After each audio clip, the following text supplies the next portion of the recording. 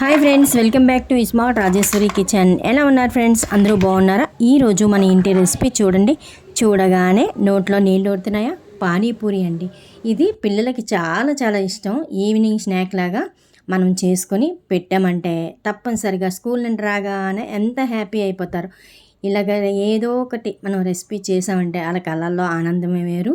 హ్యాపీగా తింటారు, హ్యాపీగా వర్క్ చేసుకుంటారు కదా. అందుకని నేను వీడియో షేర్ చేస్తున్నానండి. ఫుల్గా వీడియో చూసి మీకు నచ్చితే లైక్ చేసి, షేర్ చేసి, సబ్స్క్రైబ్ చేసి మీరు చేసుకుని మీకు ఎలా వచ్చిందో కామెంట్ ద్వారా కామెంట్ చేయండి ఫ్రెండ్స్. ఇంక వీడియోలోకి వెళ్ళిపోయి స్టార్ట్ చేసేద్దాం రండి.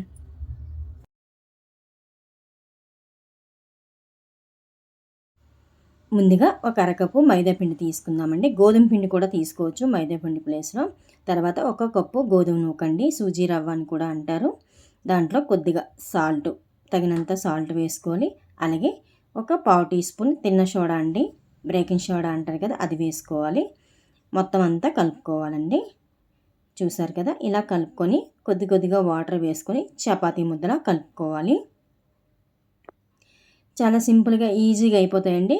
కొత్త వాళ్ళు అయితే ముందుగా కొద్దిగా ట్రై చేయండి. ఒక 2 స్పూన్లు మైదా వేసి, 1 స్పూను నూక వేసి ట్రై చేయండి. ఈజీగా వచ్చేస్తాయండి. అప్పుడు మీకు ఎన్ని కావాలంటే అన్ని చేసుకోండి. చాలా ఈజీ రెసిపీ అండి. నేను కూడా అలాగే నేర్చుకున్నాను. చూసారు కదా, కొద్దిగా నీళ్ళు ఎక్కువయ్యాయి, పర్వాలేదు. అయినా కూడా కొద్దిగా మైదా పిండి వేసేస్తే మనకి ఈక్వల్ అయిపోద్ది. నానబెడదామండి. ఒక పావు గంట నానబెడితే సరిపోతుంది. తర్వాత దీంట్లోకి వాటర్ రెడీ చేసుకుందాము. కొద్దిగా పుదీనా, అలాగే కొద్దిగా కొత్తిమీర, అల్లము, పచ్చిమిర్చి వేసుకోవాలండి.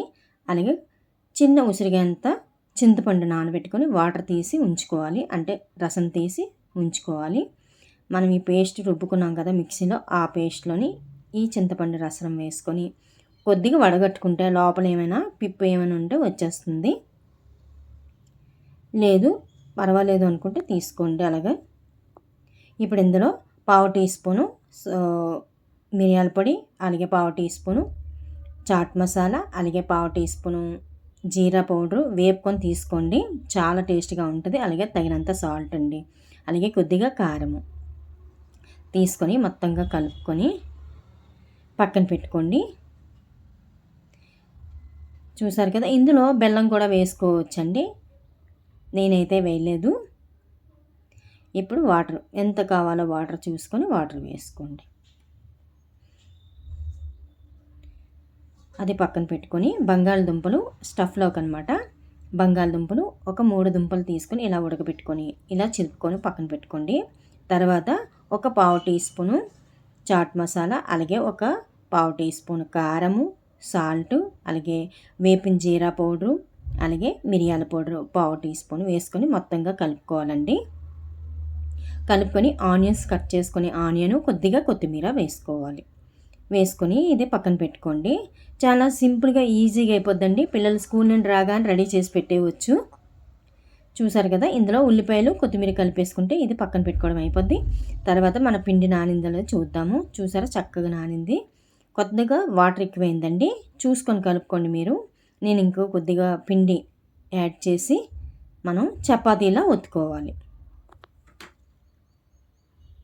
అంటే ఈ చపాతీలాగా ఒత్తుకొని మనం ఏదైనా చిన్న కప్పు, ప్లాస్టిక్ కప్పు కానీ, ఒక గ్లాస్ కానీ, పానీపూరి సైజు ఎంత ఉందో అంత చూసుకొని కట్ చేసుకున్న ఎలాగైనా పర్వాలేదు.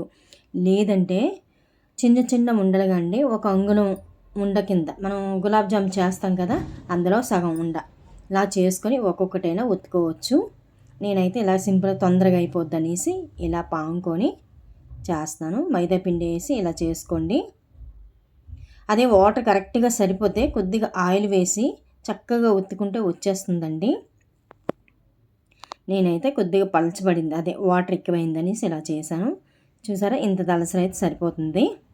ఇప్పుడు ఏదైనా ప్లాస్టిక్ ఇలాగా సీసా మూత ఉంటుంది కదండి, ఇలా తీసి మనం పానీపూరి సైజు ఎంత కావాలో అంత ఇలా పెట్టుకొని ఆ పానీపూరి సైజ్ తీసేసుకుంటే సరిపోతుందండి. మిగతాది కూడా సేమ్ అలాగే చేసేసుకోవాలి. లేదు అనుకుంటే చిన్నవి ఒక అంగుళము ఉండ తీసుకొని ఒక్కొక్కటిగా చేసుకోవచ్చండి. అలాగైనా ఓకే, ఇలాగైనా ఓకే.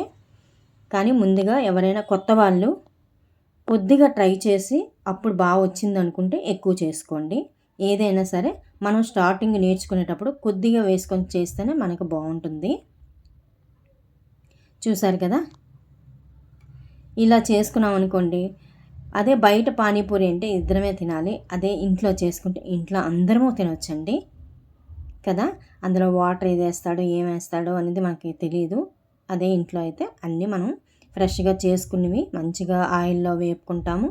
అందుకు ఇంట్లో చేసుకుంటేనే పిల్లలకి హెల్తీ, మనకి మంచిదే కదా. ఒక గంట అనుకుంటే బేగా అయిపోతాయండి పని. ఇప్పుడు ఆయిల్ పెట్టాం కదా, ఆయిల్ వేడైంది. అందులో ఒక్కొక్కటిగా వేసుకొని ఇలా వేసుకోవాలండి. అన్నీ పొంగుతూ వస్తాయండి. ముందు హైలో పెట్టండి, తర్వాత మీడియంలో పెట్టుకొని వేపుకోండి. ఆయిల్ మట్టుగా కొద్దిగా వేడిగానే ఉండాలండి. మరీ ఎక్కువ వేడి హైలో పెట్టుకొని తర్వాత మీడియంలో పెట్టుకొని అలా వేపుకుంటే మనకి అన్నీ పొంగుతూ వస్తాయి. ఒక్కొక్కటి పొంగదులేండి, అది ఎవరు చేసినా ఒకటే. ఎంత సీనియర్ అయినా సరే ఒక్కొక్కటి పొంగకుండా ఉంటాయండి, అన్నీ పొంగుతూ ఏం రావు.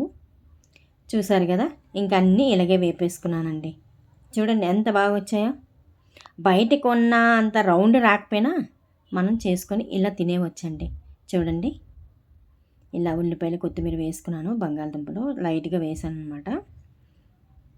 ఇంకంతే ఫ్రెండ్స్, చూడండి ఎమ్మీగా మన ఈవినింగ్ పానీపూరి స్నాక్ రెడీ. చూడండి, చూస్తుంటే నోట్లో నీళ్ళు ఊరుతున్నాయి కదా. అంతే ఫ్రెండ్స్, అన్నీ కూడా ఇలాగ పెట్టుకొని అందులో స్టవ్ పెట్టేసుకొని పానీ వేసుకొని తినేవచ్చు. ఇందులో పెరుగు కూడా వేసుకోవచ్చండి, అది కూడా ఎప్పుడైనా చేసి చూపిస్తాను. ఇందులో మళ్ళీ స్వీట్గా కూడా చేసుకోవచ్చు పానీ, అది కూడా ఉంది.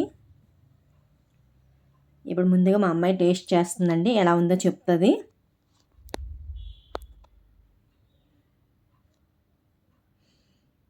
దానికైతే మాటలు రావట్లేదండి, అలా తింటూ ఆస్వాదిస్తుందట. ఇదండి పిల్లలకి ఎంతో ఇష్టమైన పానీపూరి ఈవినింగ్ స్నాక్ అండి. మీకు నచ్చిందా? నచ్చితే లైక్ చేసి, షేర్ చేసి, సబ్స్క్రైబ్ చేయండి. అలాగే మీరు కూడా మీ పిల్లలకి చేసి పెట్టండి friends. Thank you for watching. మళ్ళీ మంచి వీడియోతో వస్తా. Bye bye. తప్పకుండా చేసుకోండి ఫ్రెండ్స్, పిల్లలు చాలా హ్యాపీ అయిపోతారు.